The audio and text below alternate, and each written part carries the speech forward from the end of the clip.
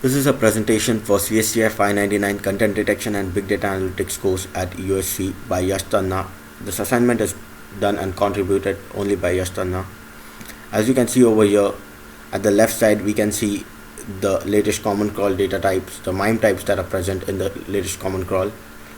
And as you can see from the pie chart, the maximum MIME type that is present is text, and inside the text the maximum MIME type that is present is HTML. So around 80%, not 80%, but around 70% of the data is text according to the headers present in the latest common crawl. So what I did was, like, I also run Tika on it, and what I saw is like Tika could detect like 91% of the file types as text, and it could only say that there were only plain and HTML files, while as you can see over here there were like JavaScript files, XML files present. But what I feel like Tika didn't detect it properly because the data could be corrupt and the data wasn't proper. So I don't think that it's Tika that has a problem. The data wasn't that good that it could be detected properly. Next we move on to the request and categories. So over here we can see that 70% of the data was belonging to technology and computing, while 56.8 in the technology percent were like programming languages. Like this, all the data has been classified into art, law, business, and various things. And we can also see that on clicking on it, we can know where the request is going. As you can see, these are the URLs from where the technology, like these are only the 10 URLs which are from where the technology has come in. There are like more than like 100 URLs from where the data is coming. You can also filter the data to know like exactly what's going on inside that. So when you filter it, like you can know that 96% was inside the technology and computing, saying that there is technology and computing. Inside business and industrial there is some technology involved. Can you see, like, it's space technology. So in this way, like, you can filter the data and get more information out of it.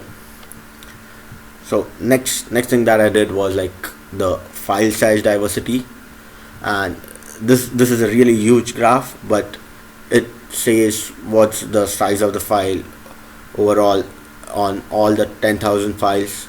That's just a sample data set that I've used for the visualization for now. And you can see like the variation is not much. Like some of them go really up, but most of the files are like 50 to 60 bytes. That's it, and it's really small.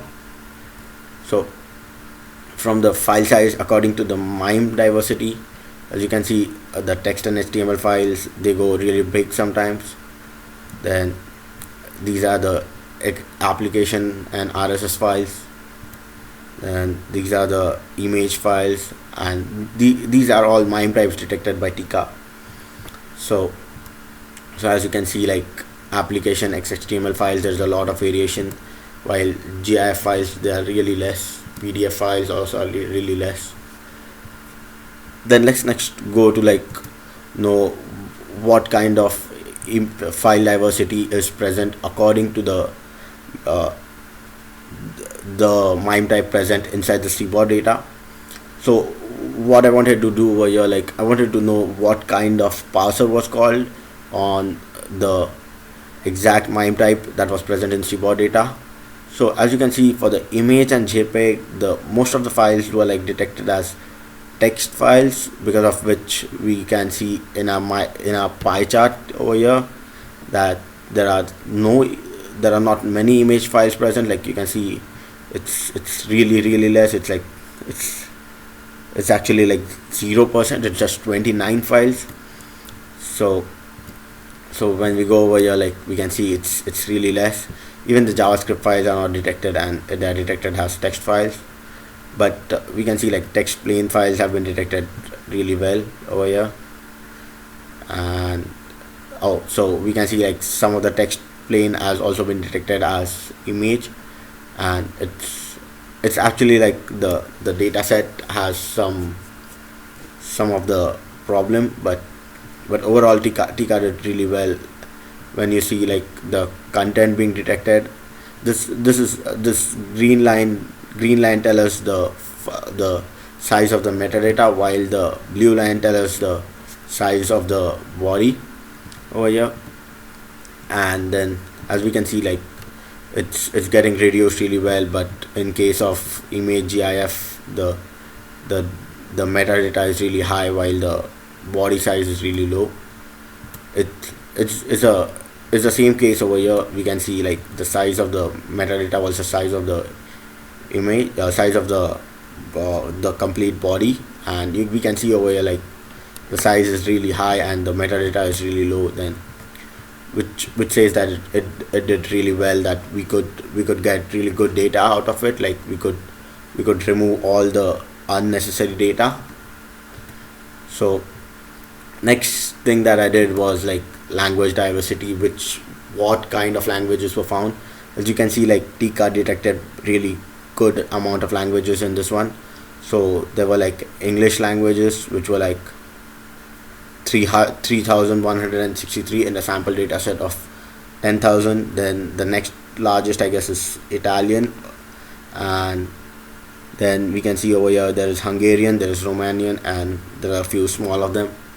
So as you can see, there were the diversity of the language around the data set is really huge.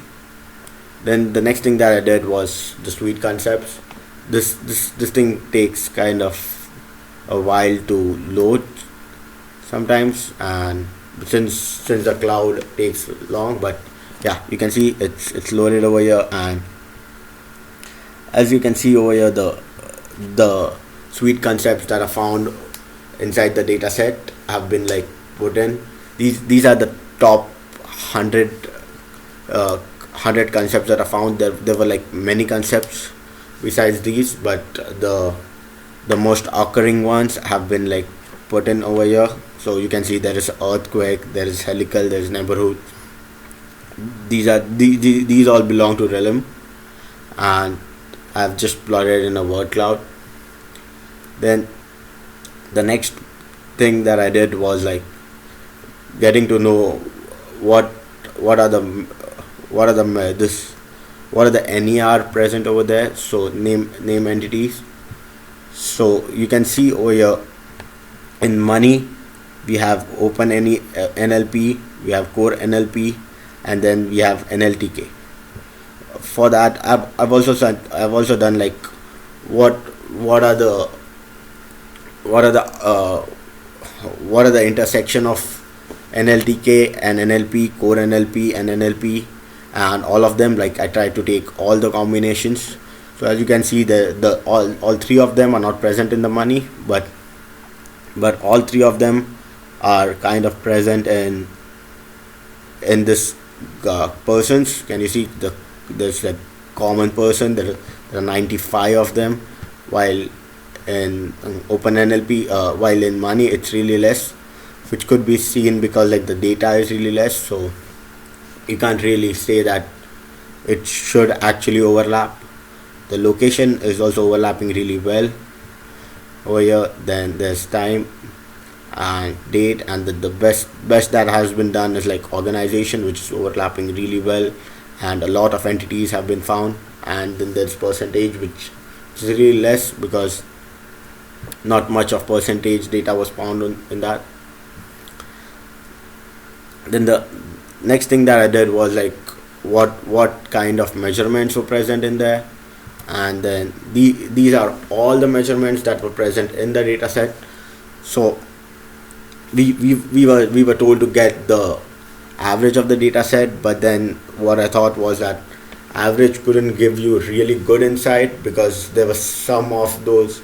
Can you see over here like some of the outliers present? So I thought of putting a box plot and getting a good visualization which could show me what's the median and what are the first quartile and the third quartile. So you can see over here like there's the median it's inside here because most of the data lies like between 0 to 25. meters. Same is the case in the months, but and the feet. But as you get go ahead, you can see like the pixels. It lies over here like the data is nicely spreaded, so the median is equal to average. It looks like over here, and you can see further over here with the degrees, with meter square, with pixels, and there are a lot of measurements present that were found over here. This data was needed to be cleaned a bit while finding the measurements, because some of the measurements were like attached to the text itself, so we couldn't really say that those measurements were valid. So there was a lot of cleaning involved while getting the measurements.